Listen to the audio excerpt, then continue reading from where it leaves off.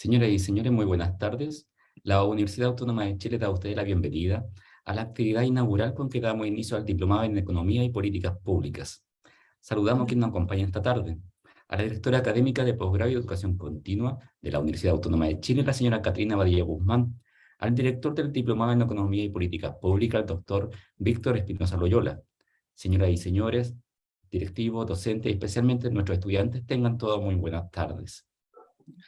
Para comenzar nuestra actividad, se dirige a nosotros la directora académica de Posgrado y Educación Continua, la señora Catrina Badilla Guzmán.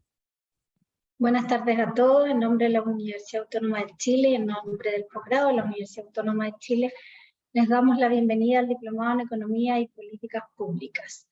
Agradezco a su director, Víctor Espinosa, que además hoy día va a dar la charla inaugural del programa, cuyo nombre tiene la esencia del desarrollo económico. Él será el encargado de velar por la calidad del programa y estamos seguros que será una tremenda experiencia, pues un programa que se ha hecho con la intención de que usted conozca no solamente lo teórico, sino que también tenga una aplicación práctica, el objetivo de los diplomados de la Universidad Autónoma, y Víctor se ha encargado de tener un cuerpo docente ad hoc para este diplomado. Quiero felicitarlos por asumir este desafío. No es sencillo tomar la decisión de continuar estudiando, pero siempre creemos que es necesario hacerlo. La verdad es que cuando uno sale del pregrado cree contar con todas las herramientas, pero en un mundo vertiginoso como en el que vivimos es necesario siempre estar actualizándose. Y este diplomado obedece a esa actualización y esperamos, por supuesto, cumpla con sus expectativas. Además estamos muy contentos de que este diplomado se dé en la modalidad online, lo que nos permite llegar a distintos lugares del territorio y también a otros lugares de América Latina. Hemos tenido el agrado de contar con estudiantes de otros lugares, de otros países de América Latina, y han tenido una excelente experiencia. Pero no solamente fuera, sino dentro de Chile, hemos llegado a estudiantes que de otra forma no podían acceder a un diplomado por encontrarse en zonas remotas o porque situaciones familiares o personales se lo impiden. De esta manera estamos tratando de llegar a todos con un diplomado de excelentísima calidad, con un cuerpo docente de un alto nivel, y por lo tanto esperamos que sea una tremenda experiencia. Solo desearles suerte en estos 5 meses que les restan de arduo trabajo y dedicación, pero estoy segura que será una tremenda experiencia. Felicidades por este nuevo camino que emprendan y les deseo el mayor de los éxitos. Agradecemos sus palabras. Para continuar con nuestra actividad, el director del diplomado, el señor Víctor Espinosa, dará un saludo inicial y a la vez realizará la presentación magistral. Estimado Víctor. Bueno, en primer lugar, un placer estar acá con ustedes. Buenas tardes a todos. Bueno, como ya comentó Armin y Catrina, mi nombre es Víctor Espinosa. En esta ocasión voy a ser el director del Diplomado en Economía y Políticas Públicas. Y este diplomado tiene un objetivo muy ambicioso y a la vez bonito, que es formar promotores del desarrollo económico para nuestro país. Ese es el objetivo final de este diplomado. Porque, bueno, como ustedes sabrán, en Chile y en América Latina y en el mundo también estamos viviendo unos tiempos muy difíciles a nivel económico, a nivel social. Los niveles de pobreza han estado aumentando en la última década en Chile, el nivel de desigualdad está aumentando este y el próximo año como no ocurría desde finales de la década de los 80. Entonces es una situación muy apremiante que requiere profesionales que estén a la altura de las circunstancias para cambiar el rumbo que está ocurriendo en todo el mundo. Y de ahí el título de esta presentación, que se llama La esencia del desarrollo económico. Todo esto lo vamos a desarrollar en detalle en el diplomado. Bien, y vamos a reducir en 40 minutos. Bien, entonces en esta exposición vamos a ver 3 cosas. Primero, vamos a hablar sobre la teoría de la eficiencia dinámica, es decir, entender a grandes rasgos cómo funciona el proceso del mercado. Luego, vamos a entender cómo funciona a grandes rasgos el crecimiento económico y el desarrollo económico. Vamos a ver que son cosas distintas, pero complementarias. Y finalmente vamos a proponer un criterio estándar para evaluar las políticas públicas, que de ahí el nombre de este diplomado. Entonces vamos a comenzar con la teoría de la eficiencia dinámica. Bueno, esta gráfica que se muestra aquí refleja la evolución del PIB per cápita en el mundo, desde el año 0, es decir, o del año 1, cuando nació Jesucristo, se podría decir, hasta el año 1800. Si nosotros analizamos esta gráfica del PIB per cápita desde que nació Jesucristo hasta el año 1800, vemos que entre el año 1000, es decir, entre el año 1 y entre el año 1200 más o menos, todas las regiones del mundo eran exactamente iguales, había igualdad absoluta. Pero como ustedes podrán ver en esta gráfica, igualdad absoluta en la pobreza. En ese tiempo, la pobreza era 98% en el mundo, la mortalidad infantil era 90%, la expectativa de vida era entre 30 y 35 años, la expectativa de vida. Y vemos que en el año 1200 en particular hay algo que en la literatura económica se llama la gran divergencia. Vemos que una línea azul se diferencia de la tendencia que va siguiendo todo el resto de las áreas económicas en el mundo, que es precisamente el Europa Occidental, liderados por el Reino Unido. ¿Y qué ocurrió? Porque el Reino Unido, que lidera en este tiempo Europa Occidental, tuvo una divergencia con respecto a lo que hacía todo el resto del mundo. Bueno, en el año 1200 surgió algo que se llama la Carta Magna. La Carta Magna es el primer intento de constitución, es una constitución incipiente que hace algo muy bonito que nunca se había hecho en la historia de la humanidad, que es reconocer el derecho de propiedad privada de las personas. Bien, o de los hombres libres. Bien, ¿qué significa el derecho de propiedad privada? Bueno, que todos los ingleses eran dueños de su cuerpo, de su mente y por lo tanto de sus acciones y en consecuencia responsable de ellas. Y eso marcó un quiebre con respecto a lo que venía haciendo todo el resto del mundo a lo largo de la historia, que era un monarca que controlaba básicamente la vida de las personas y les decía qué podían hacer y qué no podían hacer. Bien, a partir de la Carta Magna en Europa Occidental, que luego sirvió para ejemplo de los demás países europeos, creó algo que se llama los incentivos a ahorrar, incentivos a invertir, incentivos a emprender, incentivos a tener una visión de largo plazo y asumir riesgos. ¿Por qué? Bueno, porque yo soy dueño del fruto de mi trabajo, soy dueño del fruto de mi esfuerzo y en este caso el rey o el monarca va a proteger eso, lo va a respetar mi derecho de propiedad privada. ¿Cuál fue la consecuencia? Bueno, es claramente que los países donde se respetaba más el derecho de propiedad privada, liderados por el Reino Unido, hubo una explosión de ahorro, una explosión de inversión, de emprendimiento, y no es casualidad que en la década, en 1800, la revolución industrial haya comenzado en Inglaterra y luego los demás países de Europa Occidental. Y acá tenemos la segunda parte de la película desde 1870 hasta el 2020. Vemos la tendencia es más o menos la misma. ¿Quiénes son los países más prósperos, más ricos del mundo? Bueno, es lo que se llama los Western Offshore, que es Estados Unidos, Canadá, Nueva Zelanda, Australia, que son las ex colonias británicas. Bien, le sigue Europa Occidental. ¿Y quiénes son los países más pobres de la actualidad? Bueno, África y América Latina. ¿Y en qué ha implicado esta tendencia? En la importancia de respetar el derecho de propiedad privada. Es que, bueno, los países que más respetan el derecho de propiedad privada son los que tienen una mayor expectativa o esperanza de vida. La gente vive más. ¿Por qué? Bueno, de vuelta, porque si se respeta el derecho de propiedad privada, la gente tiene incentivo a ahorrar, invertir, emprender. No es casualidad que los grandes científicos, los grandes pensadores hayan surgido con los avances de la medicina, bien en las distintas áreas, haya surgido principalmente en Europa Occidental. Bien, luego de vuelta, ¿cuáles son los países donde hay menor esperanza de vida? Bueno, de vuelta a África, América Latina.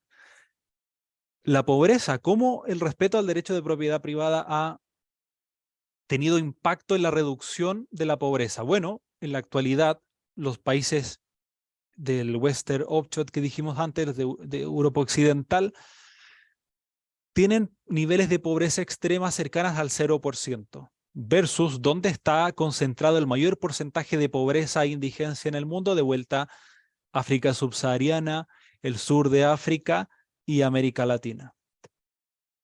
Entonces podemos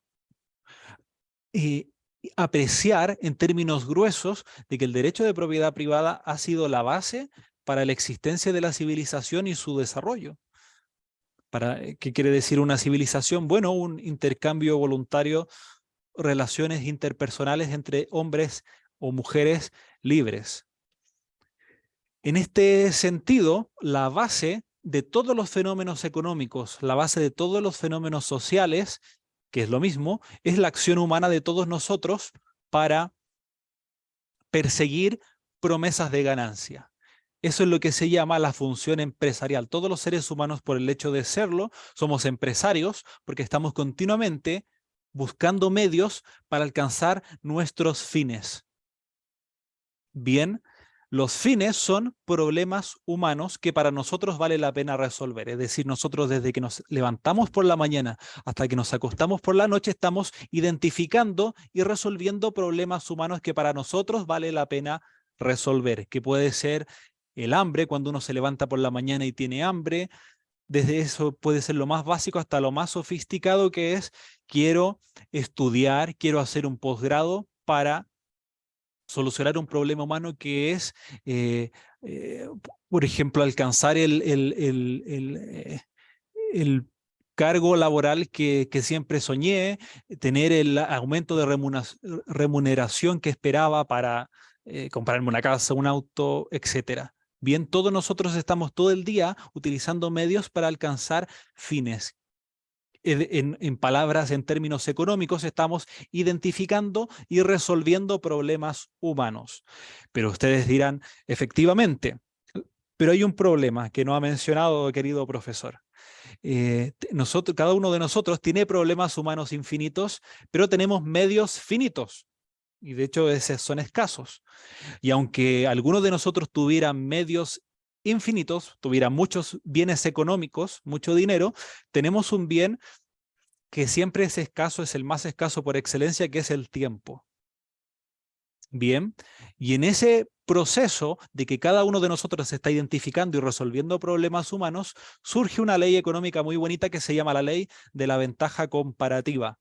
Dado que tenemos tiempo limitado, tenemos talentos específicos, cada uno de nosotros tiene talentos únicos que se nos fueron dados e irrepetibles. Entonces cada uno de nosotros se va dando cuenta que para yo resolver el máximo posible de mis problemas humanos, previamente tengo que especializarme en lo que creo que sé hacer mejor y solucionar problemas del prójimo, problemas humanos que para el prójimo vale la pena resolver, y luego, como retribución, yo voy a poder resolver mis propios problemas humanos. Eso es lo que hace una empresa. Eso es lo que hacemos todos los días nosotros como trabajadores. Imagínense que ustedes llegan mañana a su empresa, a su lugar de trabajo y dicen, no, ¿sabe qué? No quiero solucionar los problemas del prójimo, no quiero solucionar los problemas de mi jefe ni tampoco de los clientes. Bueno, nos van a despedir inmediatamente, que no les quepa ninguna duda. Lo mismo una empresa, si no está continuamente identificando qué problema del prójimo resolver, cómo resolverlo de mejor manera que la competencia, bueno, el prójimo va a desplazar a esa empresa porque no ha sido eficiente o capaz de identificar y solucionar sus problemas. Y eso se plasma en la contabilidad de pérdidas y ganancias. Cuando las empresas o cada uno de nosotros con nuestro bolsillo estamos teniendo ganancias, quiere decir que estamos sirviendo bien al prójimo, porque en el prójimo nos está retribuyendo en forma de tener un buen puesto de trabajo, bien, etcétera. O más oportunidades laborales, etcétera. Pero si no estoy sirviendo bien al prójimo, voy a tener pérdidas.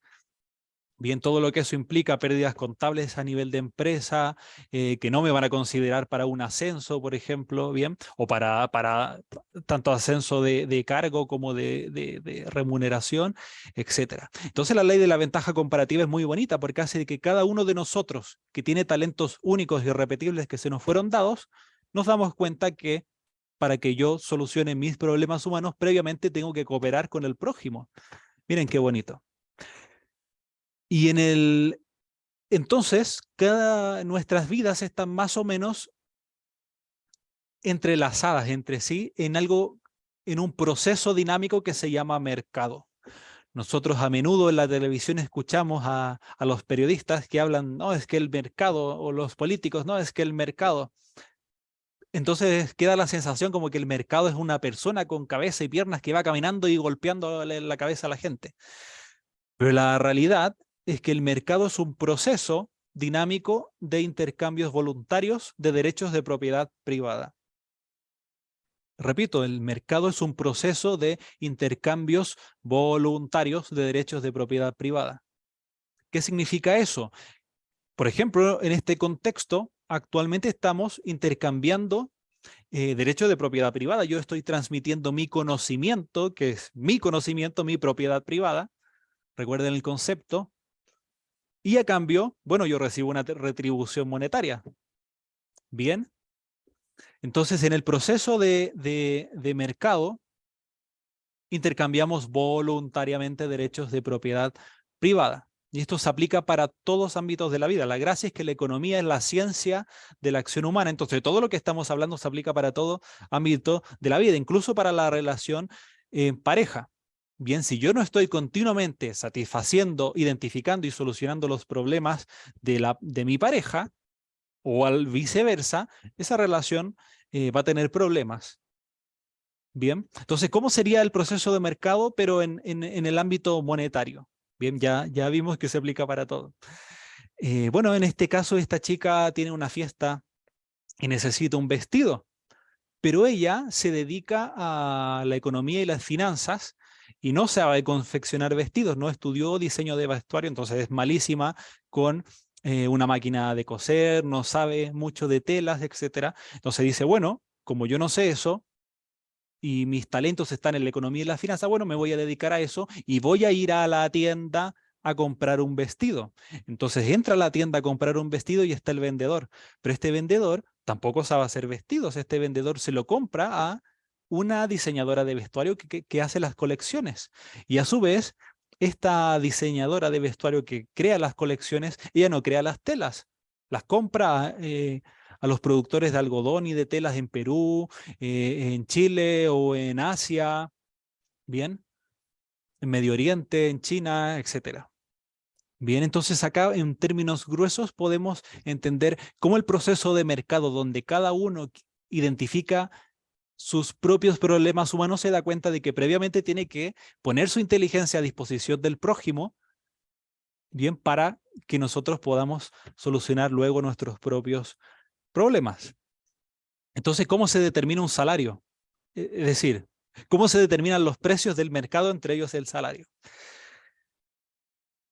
El empresario o cualquiera de nosotros como trabajadores, bien, en todo ámbito de la vida, ¿qué problema tratamos de identificar? ¿Qué problema del prójimo podríamos solucionar?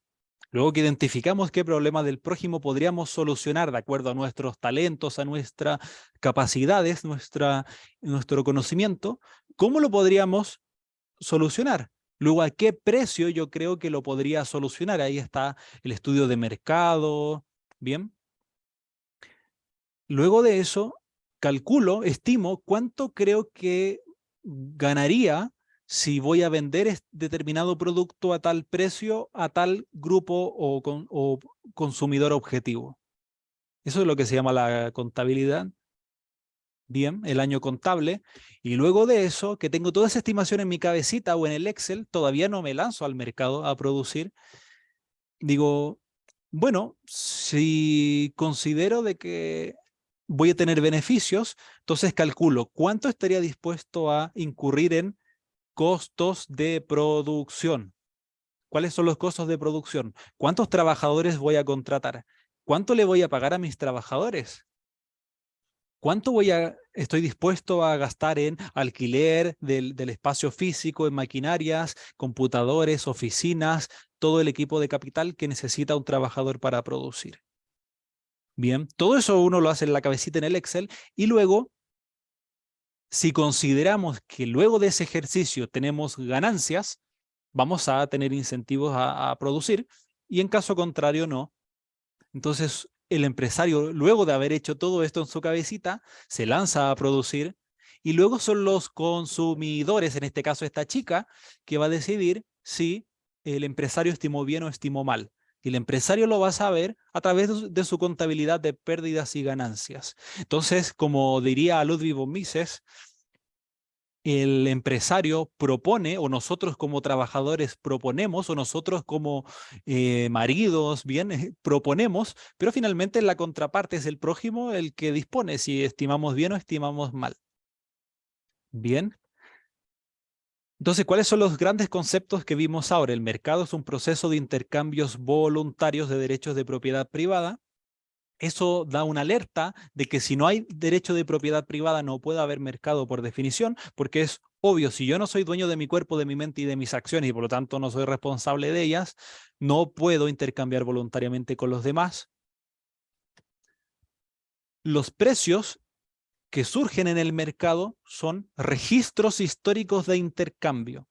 Repito, los precios son registros históricos de intercambio que nos ayudan a coordinarnos. Por ejemplo, el hecho de que alguno de nosotros pague 1.500 pesos por un kilo de pan, eso es una señal que se propaga en el mercado, en el proceso de intercambios voluntarios de derechos de propiedad privada. Entonces algunos van a decir, bueno, yo me sigo dedicando a mi profesión y voy a comprar pan en el supermercado porque no me es rentable a mí producir pan por el tiempo, las capacidades, etc. Y otras personas, es decir, van a ser demandantes de pan, en este caso, a 1.500 pesos el kilo, y otros dirán, bueno, yo podía producir un kilo de pan por 1.400, 1.300, o al mismo precio, pero con más variedades, mejor atención, etc.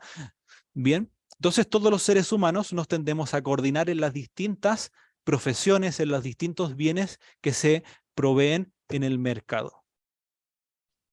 Y cómo nosotros hacemos esa estimación es lo que se llama el cálculo económico. Cada uno de nosotros, de manera más o menos automática, hace un análisis de costo y beneficio de todas nuestras acciones.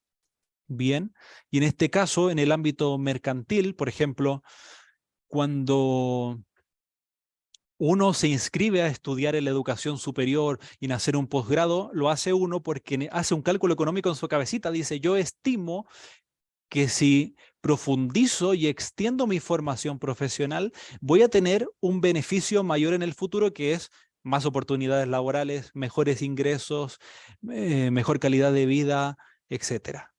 Bien, hacemos cálculo económico, nosotros estimamos que si actuamos de determinada forma, vamos a obtener determinado resultado. Pero eso solo lo podemos corroborar ex post. Bien, entonces el cálculo económico, que es el cálculo que hacemos nosotros a través de los precios que surgen en el mercado y el mercado surge del derecho de propiedad privada, permite o promueve o facilita lo que se llama la coordinación social. Ahora vamos a los conceptos de crecimiento y desarrollo económico.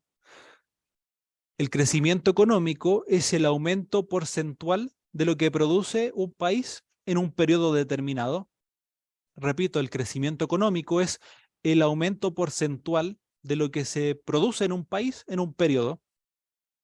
Principalmente es un año, eso es lo que se llama el PIB, el Producto Interno Bruto. Bien, entonces, dado lo que hemos mencionado anteriormente, el crecimiento económico sano y sostenido depende del libre ejercicio de la función empresarial, es decir, de que cada uno de ustedes tenga la libertad y la responsabilidad de identificar y resolver sus problemas humanos. Pero el crecimiento económico tiene otra arista que es indispensable, otra cara de la moneda, que es el ahorro. Y veámoslo con un ejemplo, porque el ahorro es clave en una sociedad que aspira a crecer de manera sostenida y a desarrollarse. Ya vamos a ir al concepto de desarrollo. Pero piensen en lo que está pasando en Chile, en América Latina, en el mundo. Bien, la importancia de la función empresarial, el libre ejercicio de la función empresarial, por un lado, y por otro lado, la acumulación de ahorro, la acumulación de capital. Tanto capital físico, que puede ser máquinas, tecnología, y capital humano, que es la formación de la población. Bien, vamos al caso de Robinson Crusoe. Más de alguno de ustedes habrá leído el libro de Robinson Crusoe, que cuenta la historia de un náufrago que llega a una isla con lo opuesto y no tiene que comer, etc.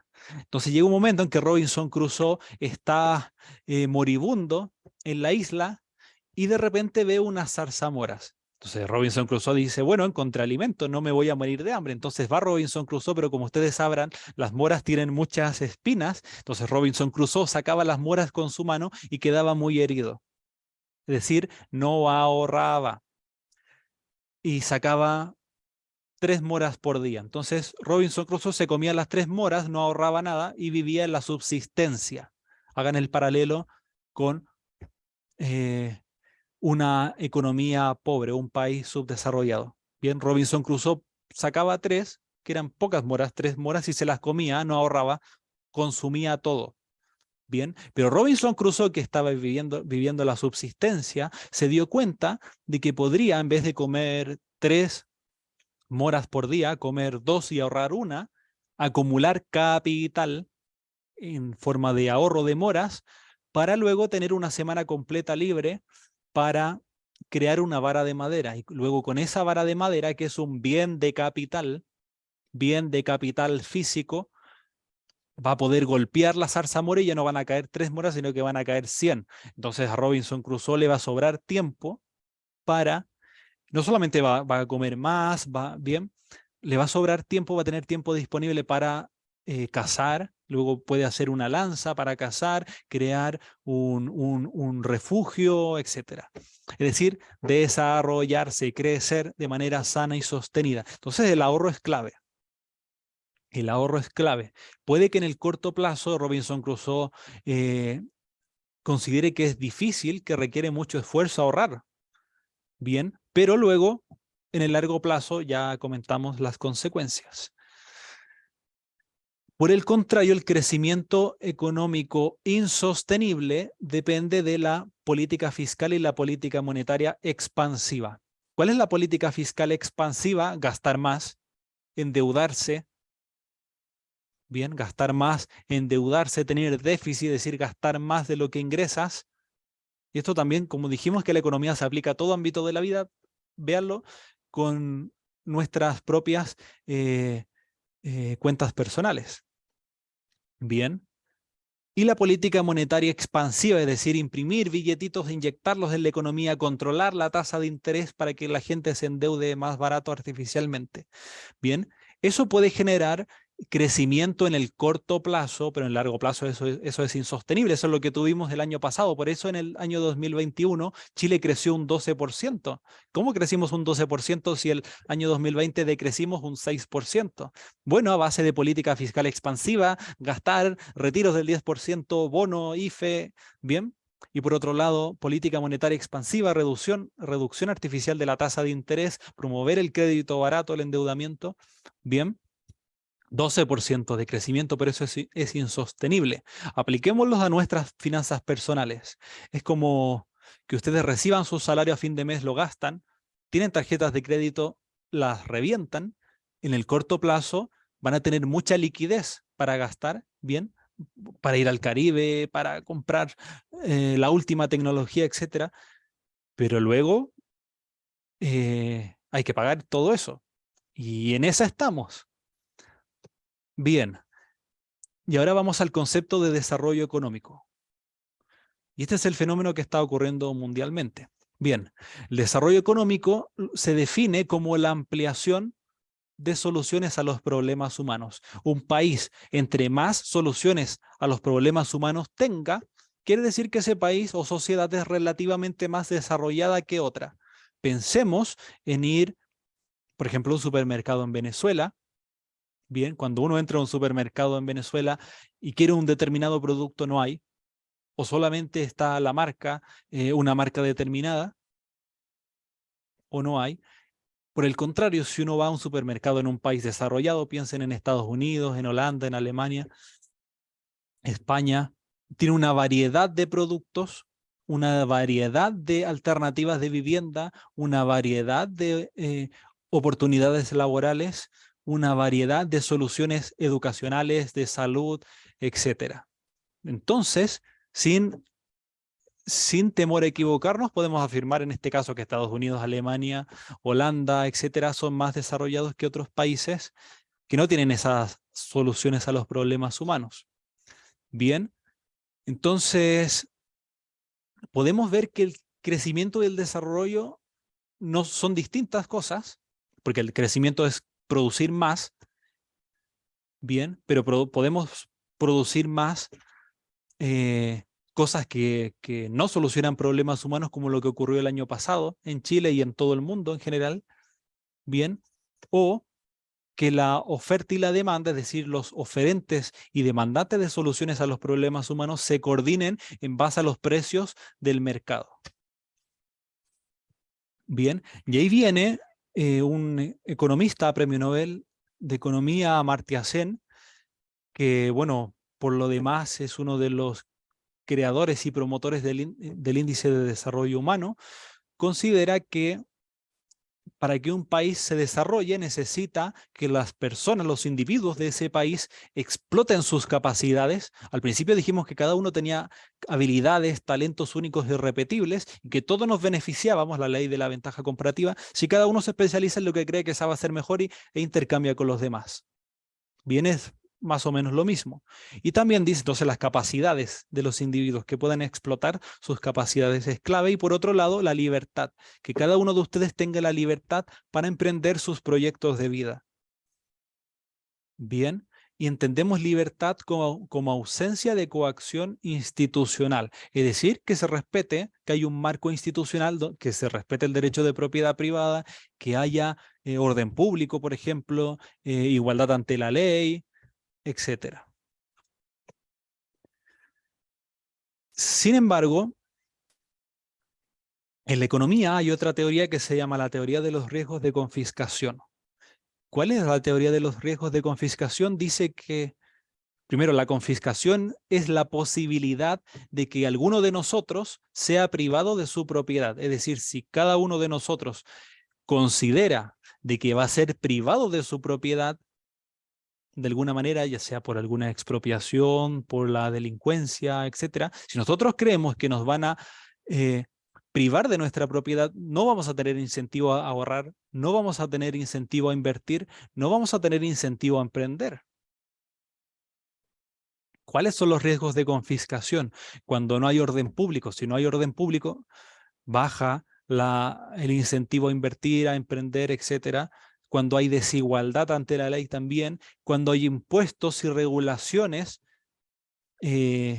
altas, también inhibe el ahorro, la inversión y el emprendimiento, las barreras al comercio internacional. La inflación, si yo sé que la inflación en Chile es 14% anual, es decir, en un año el dinero que yo tengo se va a depreciar un 14%, no voy a tener incentivo a ahorrar. ¿Por qué? Porque si ahorro en un depósito a plazo, supongamos que el depósito a plazo te da en un año un 5%, para ser 6% para ser generoso. Pierdes contra la inflación. Un fondo mutuo, están todos los fondos mutuos en rojo, pierdes contra la inflación, las criptomonedas, lo mismo en los momentos actuales, etcétera. Entonces todo eso reduce la capacidad de ahorro de las personas y por lo tanto la capacidad de inversión, porque hay menos fondos prestables, bien, en el mercado del crédito, etcétera. Y los riesgos de default, si el gobierno se comienza a endeudar, a gastar y endeudarse, ¿qué quiere decir? Eso es lo que en teoría económica, todo esto lo vamos a ver en detalle durante el curso 2, cuando el gobierno empieza a gastar y endeudarse a mansalva, eso es lo que se produce un efecto que se llama el efecto crowding out, el efecto desplazamiento. Porque para que el gobierno empiece a gastar más y se endeude más, tiene que hacer dos cosas.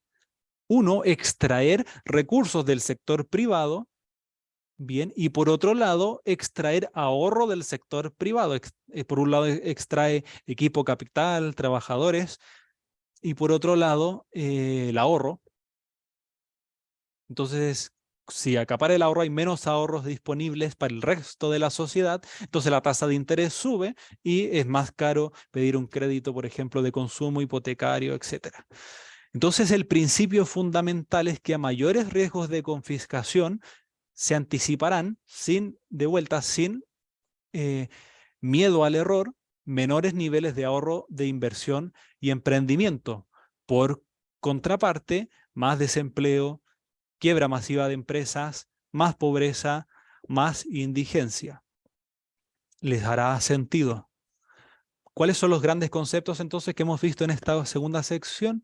Que el desarrollo económico es la ampliación de las soluciones a los problemas humanos, el crecimiento económico es el aumento porcentual de la producción de un país en un periodo determinado, y los riesgos de confiscación inhiben el crecimiento y el desarrollo económico. Y en la parte 3, ya terminando con esta exposición, vamos a ofrecer o proponer, luego eso lo vamos a discutir en detalle y lo vamos a desentrañar en el curso 2, un criterio estándar para evaluar las políticas públicas que nosotros vemos en nuestro entorno. Para eso, vamos a comenzar con una gráfica.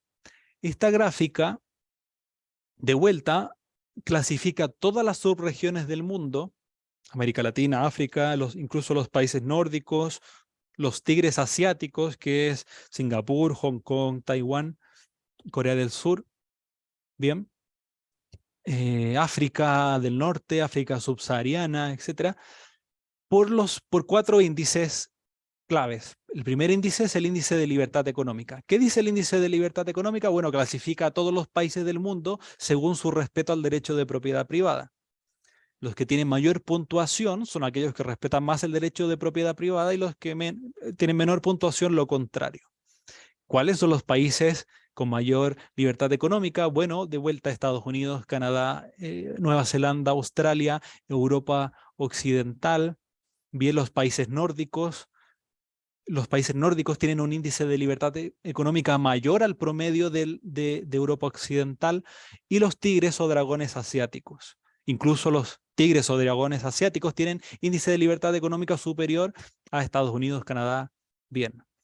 El segundo índice es el índice de desarrollo humano que desarrolló Amartya Sen principalmente, que mide mide las expectativas de vida de la gente que vive en esos países, la mortalidad infantil, el nivel de escolaridad, la desigualdad de ingreso, tanto general como de género.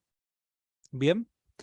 Y muestra de vuelta quiénes son los países que tienen mayor índice de desarrollo humano. Bueno, los Estados Unidos, Canadá, los mismos Europa Occidental, los países nórdicos de vuelta liderando con los tigres asiáticos. Luego está el índice del Banco Mundial, que se llama el índice de Doing Business o facilidad para hacer negocios, que analiza el entorno institucional, las regulaciones que tiene un país, si es que favorecen o reprimen el emprendimiento, la inversión y el emprendimiento. De vuelta, ¿quiénes son los países donde tienen mayor facilidad para hacer negocios, es decir, menor regulación, menores impuestos a las empresas, etcétera? De vuelta, Estados Unidos, Canadá, bien, Europa Occidental, la misma tendencia. Y por último, el índice de percepción de la corrupción que hace la organización Transparency International, que clasifica a todos los países del mundo por cuánta percepción de la corrupción, es decir, hechos de corrupción que están en los tribunales, opinión de la gente sobre lo que ocurre en su país. Bien, clasifica a todos los países por eso. De vuelta, ¿quiénes son los países más transparentes, con mayor probidad? Los mismos que dijimos antes. ¿Cuáles son los países con mayor índice de percepción de la corrupción? De vuelta, América Latina, África, bien, Asia Meridional, los países árabes. ¿Por qué? Todos estos índices, que lo hacen distintas entidades, llegan a la misma conclusión. ¿Por qué? Porque cuando no hay libertad económica, es decir, no hay derecho de propiedad privada, las personas en general no pueden identificar y resolver sus problemas humanos. Es decir, si no hay libertad económica, el índice de desarrollo humano cae. Si no hay libertad económica, por obviedad, por conclusión lógica, no hay facilidad para hacer negocios. No puedo ahorrar libremente, no puedo emprender libremente. Bien, no puedo invertir libremente.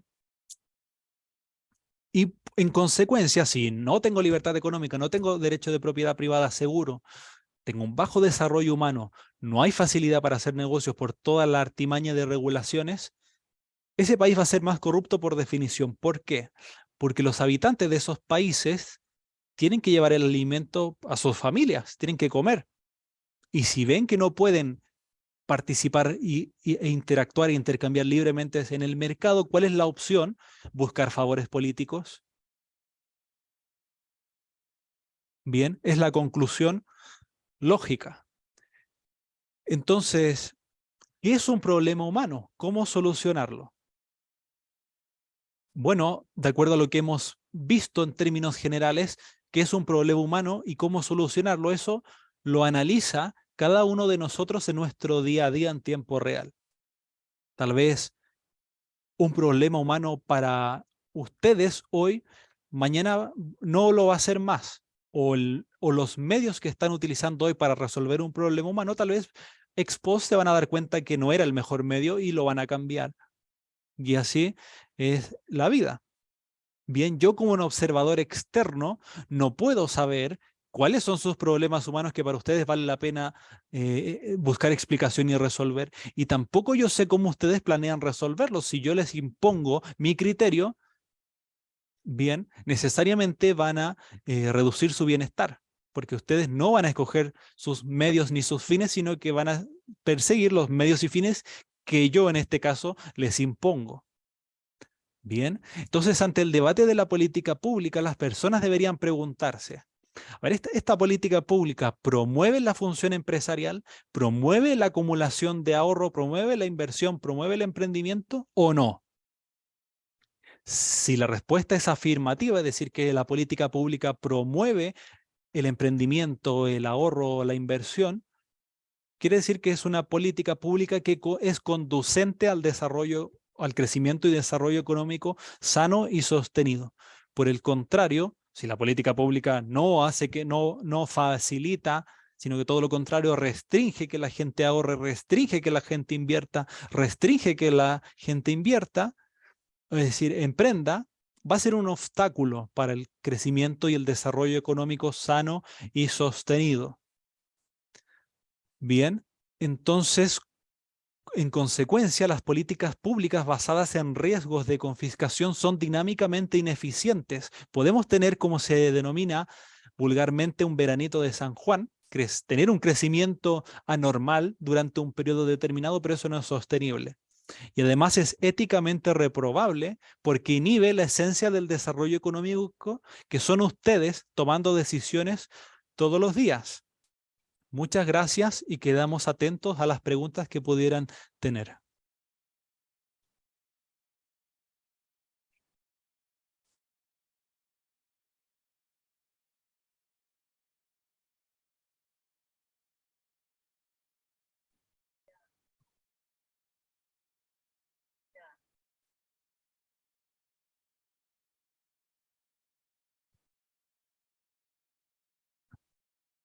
¿Alguien tiene alguna pregunta?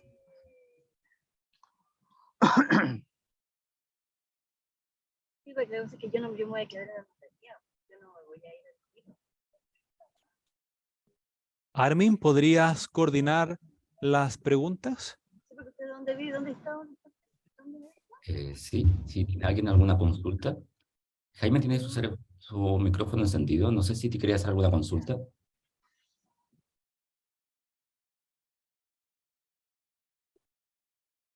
Parece que no.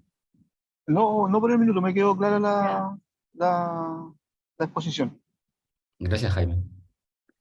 Qué bueno, me alegro mucho. Bueno, entonces si no hay preguntas, vamos a ver rápidamente en qué consiste este diplomado. Ya dijimos que el objetivo era formar profesionales que sean promotores del desarrollo económico en nuestro país, independientemente del área que ustedes se desempeñen, a nivel empresarial, a nivel de sector público, bien a nivel de ya sea trabajador dependiente o independiente, porque dijimos que de vuelta la única forma de que cada uno de nosotros prospere es previamente utilizar el intelecto para satisfacer las necesidades del prójimo. Entonces, en ese contexto, con un determinado marco institucional. En ese contexto, este diplomado consiste en 5 cursos. El primer curso, que vamos a comenzar mañana a las 8, de 8 a 10, a través de la plataforma Zoom, vamos a introducirnos en las herramientas informáticas que se utilizan en la universidad, bien que son las mismas que ustedes van a utilizar para el resto de los cursos. Bien, luego el curso 2, que es de economía política, que lo dicto yo, vamos a ver cómo funciona el proceso de mercado, cómo funciona el crecimiento y el desarrollo económico en el mayor detalle posible. Yo sé que, dado que cada curso dura un mes, es imposible ver todos los detalles bien, pero ustedes van a terminar ese curso con un panorama fino para interpretar lo que ocurre en nuestro entorno y en base a ese entendimiento del entorno económico que nos rodean, poder tomar mejores decisiones. Bien, tanto a nivel empresarial como a nivel de sector público, y sobre todo los que trabajan en el sector público tienen una responsabilidad muy importante porque ustedes pueden mejorar la vida de las personas, pero también la pueden empeorar. En ese sentido, tener un marco teórico sobre economía para entender cuáles son las causas y consecuencias de los fenómenos económicos es esencial. Bien, luego el curso 3 es sobre políticas públicas. Vamos a analizar con el profesor Esteban Viani, doctor en economía también, todos los tipos de intervención del gobierno en la economía que han existido, que existen y que existirán, y cuáles son sus consecuencias en la sociedad. De vuelta, para mejorar la situación de las personas o lo contrario. Luego, el profesor Jorge Gómez, que es experto en ciencia política, va a analizar lo que se llama la Public Choice School. La Public School, Public Choice, es lo que parece que pasó un colega y me saludó y me distrajo. Bien, la escuela de la elección pública, que es analizar en términos económicos cómo funciona el sector público. Bien, cómo funciona, cuáles son sus virtudes, sus fortalezas y cuáles son sus limitaciones. De vuelta, en esta tarea tan noble de mejorar la calidad de vida de las personas. Y por último, la profesora Nela Guzmán de la Católica, que también trabaja en el Instituto de Derechos Humanos, va a hacer un curso de política aplicada, es decir, como ella ve las políticas públicas directamente todos los días, va a explicar cómo es el proceso de gestión de las políticas públicas. Bien, cómo es el tema de las alianzas políticas, cómo funcionan las tramitaciones políticas, las negociaciones, etcétera. Todo el proceso en detalle desde que se diseña una política pública hasta que se implementa. Bien, y con este programa esperamos darle una visión que pueda contribuir a que ustedes puedan alcanzar sus objetivos profesionales. Bien, que tengan competencias muy fuertes en economía que son muy necesarias, sobre todo en los tiempos actuales.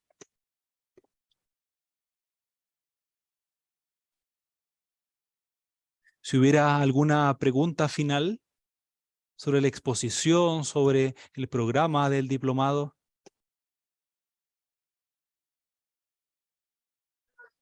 Hola, buenas tardes.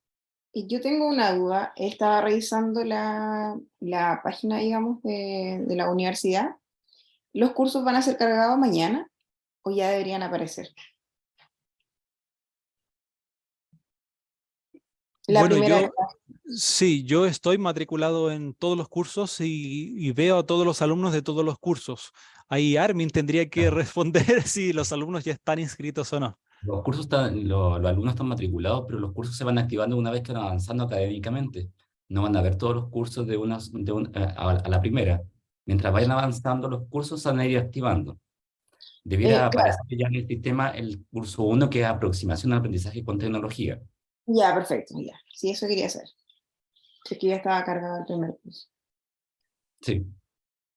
Eso era mi duda. Son 5 cursos con distintos profesores. Exactamente.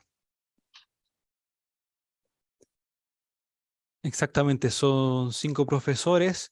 El curso 1 y 2 lo dicto yo, porque el director siempre dicta el curso 1. Luego el curso 2, es decir, el curso 3 es el profesor Esteban Viani, economista. El curso 4, Jorge Gómez, que es cientista político. Y el curso 5, Nela Guzmán, que también es cientista político y hacedora de políticas públicas. Tengo una duda respecto a la, por ejemplo, nosotros vamos a tener la clase solamente los días martes, y después el curso se va a ir evaluando cómo se va a ir aprobando, digamos, el tema de los cursos. ¿Va a haber un trabajo por cada clase? ¿Cómo se va a trabajar esa dinámica? Eso el día de mañana en su primera clase de aproximación al aprendizaje con tecnología van a conocer todo ese detalle, tanto la forma de evaluaciones, los requisitos para aprobar un programa, van a conocer un poco más detalle los docentes y van a conocer un poco igual también la plataforma. Pero todo eso lo van a ver con detalle mañana. Ya, muchas gracias. ¿Ya? Pero en términos generales son 3 evaluaciones por curso, un trabajo a nivel de foro, de responder y comentar y justificar un caso, luego viene un trabajo grupal y luego viene un trabajo individual. Pero ya vamos a ver todos los detalles mañana en su momento. Bien, si no hubiera más preguntas, lo dejamos hasta acá. Muy agradecido de su asistencia, de su participación y mucho ánimo. Este curso este diplomado en general es muy bonito, está hecho con mucho cariño y todos los profesores estamos con toda la disposición para apoyarlos en todo lo que ustedes necesiten. Bueno, si no hay más preguntas, de esta forma Gracias. concluye nuestra actividad inaugural con que damos inicio al proceso académico del diplomado en Economía y Políticas Públicas de la Dirección Académica de Posgrado y Educación Continua de la Universidad Autónoma de Chile. Agradecemos la presencia de nuestras autoridades, de nuestro expositor y por supuesto de nuestros estudiantes con quienes nos estaremos viendo mañana en la primera sesión del programa. Que tengan todos muy buenas tardes, muchas gracias.